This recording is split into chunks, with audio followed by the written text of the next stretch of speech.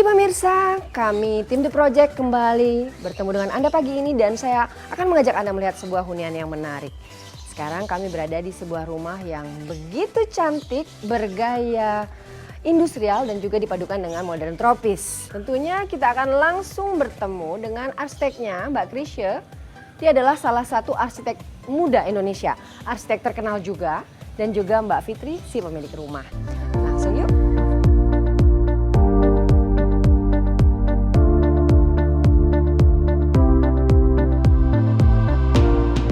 Sebenarnya ruangan apa sih kok nyaman banget rasanya?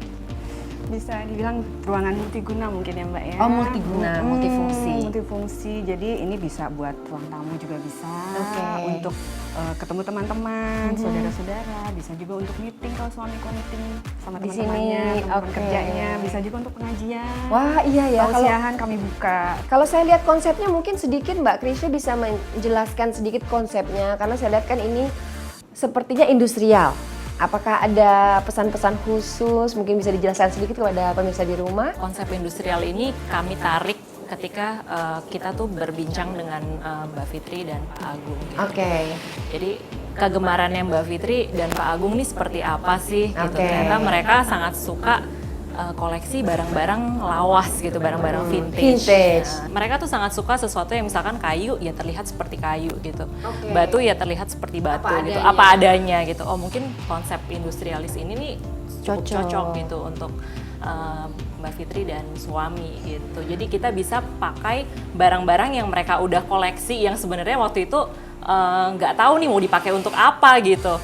Dan sudah ada barangnya gitu. Dan kita bilang, oh yaudah kita aplikasiin aja ke rumah yang akan dibangun. Mengapa arsitek memilih kayu-kayu yang mentah unfinished dan juga semen-semen yang tidak dicat dan batu bata seperti ini? Sebenarnya sih dari yang kejujuran material itu sih yang kita suka gitu, dan ternyata cocok banget gitu ketika kita bicara dengan klien. Oh ternyata ya memang kita sukanya kayu yang seperti ini, ya kita tampilin kayu gitu. Kemudian betonan ya terekspos juga gitu, semenan ya semen gitu. Jadi benar-benar material itu jujur gitu. Dan ini ternyata banyak sekali artwork juga. Mungkin boleh dijelaskan siapa nih yang suka dengan artwork seperti ini? Kami berdua sih ya, saya dan suami ya.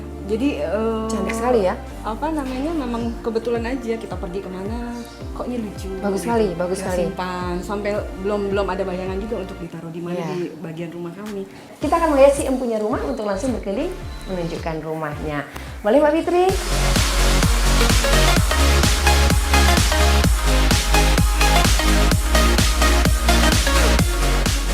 Ini ruangan apa?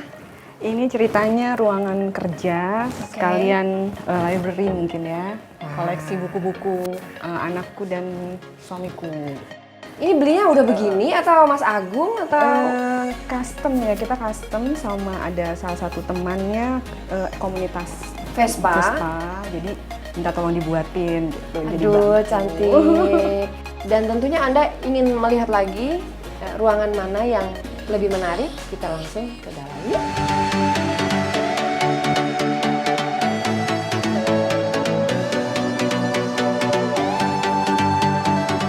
Ini fungsinya sebenarnya apa nih, Mbak Fitri?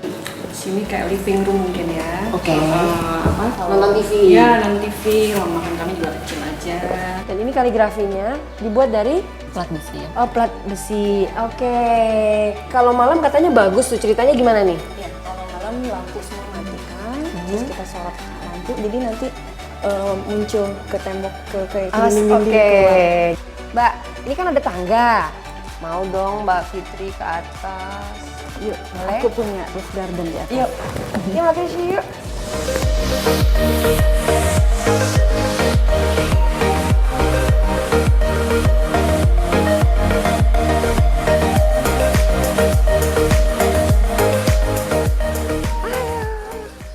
Nyaman sekali. Oh rasanya seperti di mana gitu ya? Seperti di resort. Misalnya bisa lihat nggak? Di bawahnya adalah lantai kayu, tanaman juga banyak. Ini ada anggrek. Ini mungkin bisa kita sharing nih, tanamannya banyak. Ada kadaka. Pohon bodi, ini pohon bodi yang ini. Oke, pohonnya daunnya juga cantik. Kalau itu pohon apa tuh Mbak Krisye? Yang di sana ya. Itu pohon janda merana, namanya liang liu. Oh, namanya liang liu, artinya janda merana. Lucu sekali. Lihat dari segi arsitektur, kita bisa memanfaatkan lantai atas menjadi taman. Iya. Apakah ada tips-tips khusus gitu, Mbak? Sebenarnya sih prinsip utama dari rumah ini ya, kita upayakan lahan kecil tapi tetap space-nya kita bisa mainin gitu, ruangannya kita bisa explore gitu. Jadi dan semua ruangan itu kita usahakan punya bukaan, punya jendela, punya akses untuk cahaya masuk dan udara masuk gitu. Jadi hampir di semua ruangan di rumah ini kita punya kesempatan untuk ngelihat ke taman di tengah ini, kemudian taman di bawah, taman di depan, bahkan taman di belakang. Dengan gitu. bukaan-bukaan yang besar tadi.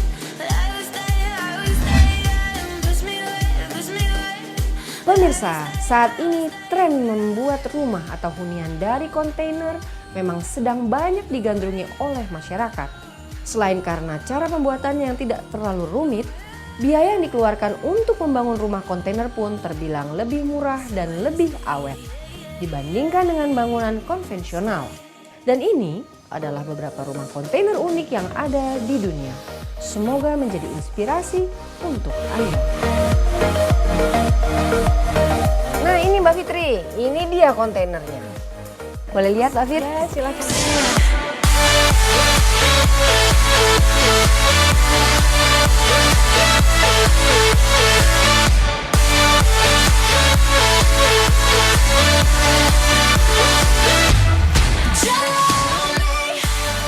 Anda lihat pemirsa, saya sekarang berada di dalam kontainer. Kalau biasanya kontainer itu fungsinya untuk mendistribusikan atau menyimpan barang-barang dari satu tempat ke tempat lain. Nah, sekarang ini ternyata bisa menjadi material utama sebuah ruangan.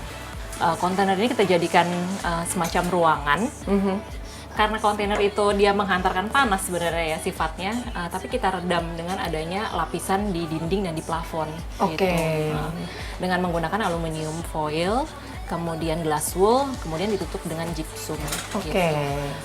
Untuk menambah lebih dingin, itu kita tambahkan atap di bagian luar gitu. Ya, saya lihat itu, Anda bisa lihat di kontainernya ya Mbak Fitri ya, ternyata ada atap tambahan.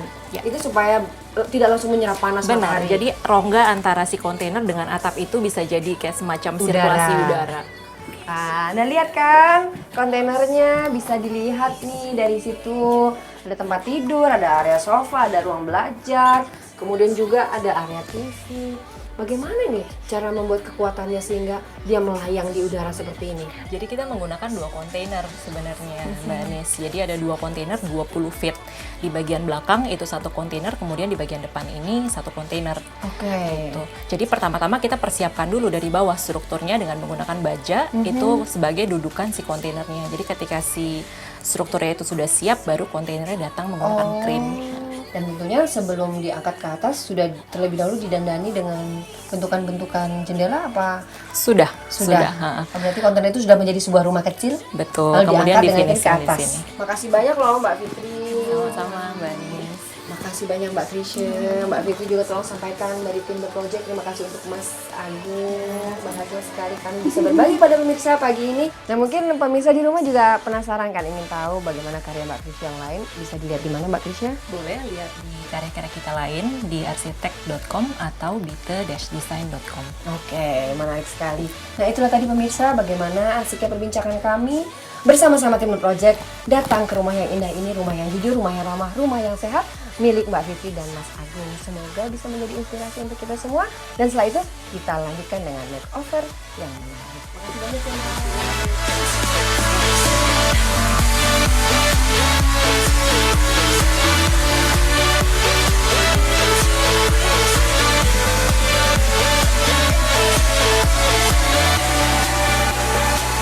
Into your quicksand.